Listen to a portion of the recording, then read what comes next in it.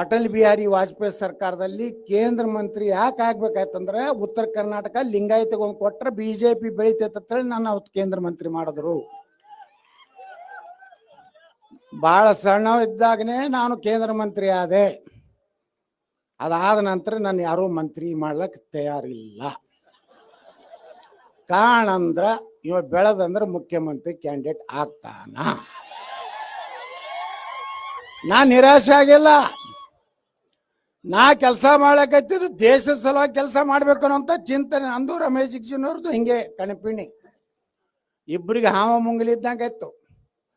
ಕಡೆಗೆ ನಾವು ನಿರ್ಣಯ ಮಾಡಿದೀವಿ, ನಮ್ಮ ನಿಖಿಲ್ ಕತ್ತಿಯವ್ರು ಹೇಳ್ದಂಗೆ ದೇಶ ದೊಡ್ಡದು, ನಮ್ಮ ಸನಾತನ ಹಿಂದೂ ಧರ್ಮ ರಕ್ಷಣೆ ಆಗಬೇಕು.